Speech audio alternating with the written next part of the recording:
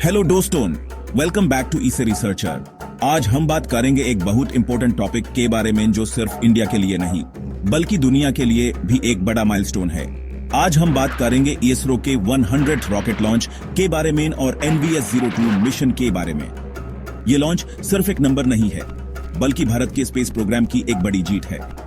इसरो ने अपने 100th launch के साथ दिखाया है कि भारत स्पेस टेक्नोलॉजी में कितना आगे बढ़ चुका है। ये मिशन न सिर्फ साइंटिफिक कम्युनिटी के लिए बल्कि हर भारतीय के लिए गर्व का मामला है। तो चलिए शुरू करते हैं और समझते हैं इस अचीवमेंट को। The 29th of January 2025 को इसरो ने अपना 100th रॉकेट लॉन्च कंप्लीट किया और GSLV F-15 रॉकेट ने सक्सेसफुली NVS-02 सैटेलाइट को स्पेस में लॉन्च किया। ये लॉन्च सिर्फ एक माइलस्टोन नहीं है बल्कि इंडिया की स्पेस जर्नी में एक और बड़ा कदम है। यह लॉन्च सिर्फ इसरो के लिए एक अचीवमेंट नहीं है बल्कि यह इंडिया की अपनी नेविगेशन सिस्टम नावाईसी को भी हाईलाइट करता है। नावाईसी, जो इंडिया का अपना रीजनल नेविगेशन सिस्टम है, अब दुनिया को एक्यूरेट पोजीशनिंग, वेलोसिटी और टाइमिंग सर्विसेज दे सकता है। नाविक के रोल को डिस्कस करो और यह कैसे इंडिया के स्ट्रेटेजिक ऑटोनॉमी को एनहांस करता है, स्पेशली जब हम बात करते हैं मिलिट्री और नेशनल सिक्योरिटी के कॉन्टेक्स्ट में।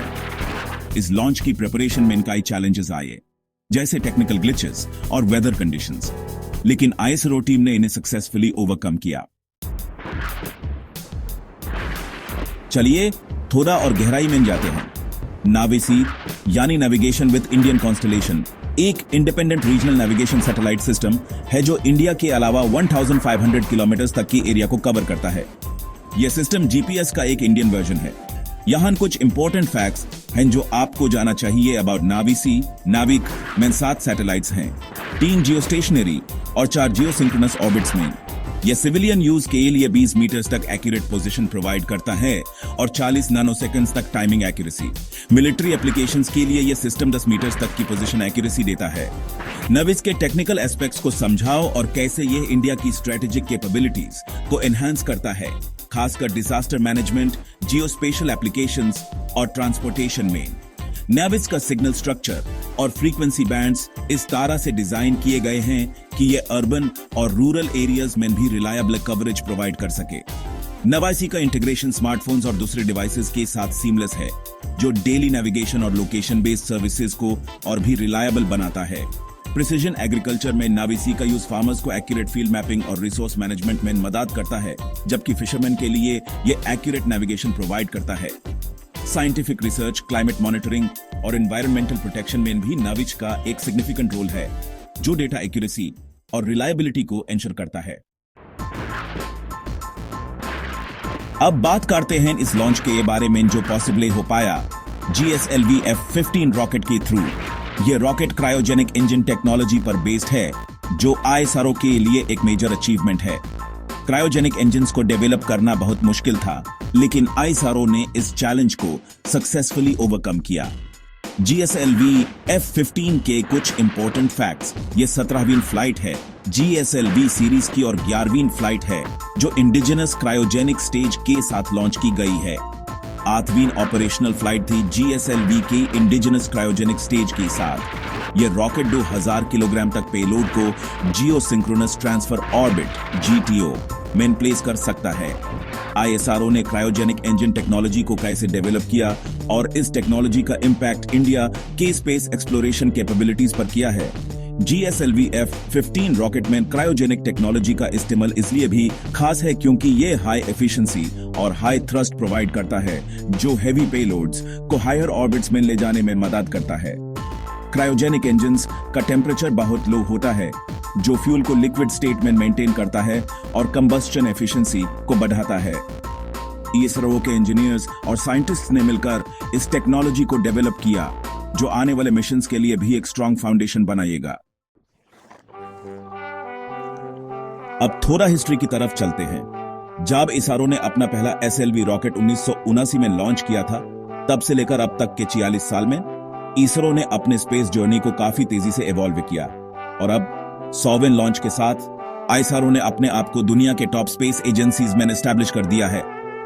इसरो के जर्नी के कुछ इंटरेस्टिंग फैक्ट्स। 1979 में आईएसआरओ का पहला satellite launch vehicle SLV successful था। 1999 में इंडिया ने PSLV के थ्रू पहला फॉरेन सैटेलाइट लॉन्च किया था और तब से आईएसआरओ दुनिया की लीडिंग स्पेस एजेंसीज में आ गया। आईएसआरओ की स्पेस एक्सप्लोरेशन जर्नी को ट्रेस करो, starting from the first SLV इन 1979। इस जर्नी ने इंडिया की ग्लोबल स्टैंडिंग को कैसे इंपैक्ट किया है, specially in terms of space diplomacy. जब हम बात करते हैं नेवीज की स्ट्रैटेजिक इंपॉर्टेंस की, तो 1999 में करगिल वार के दौरान इंडिया को जीपीएस डेटा एक्सेस नहीं मिल रहा था।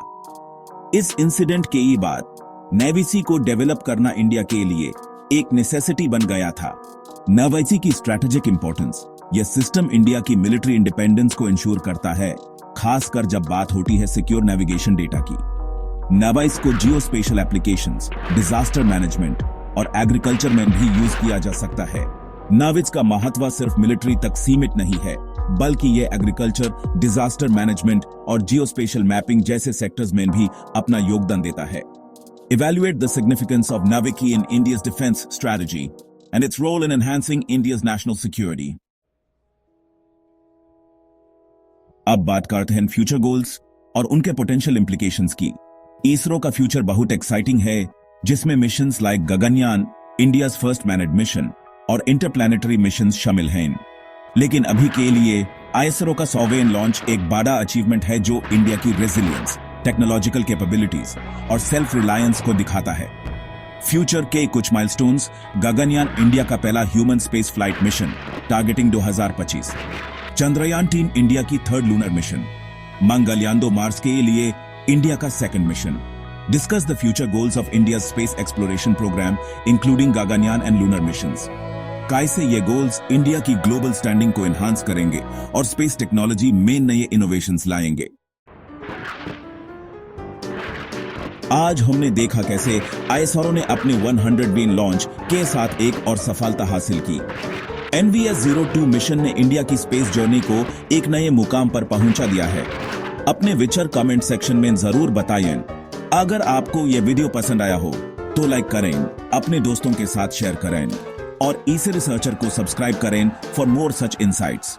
मिलते हैं अगले वीडियो में।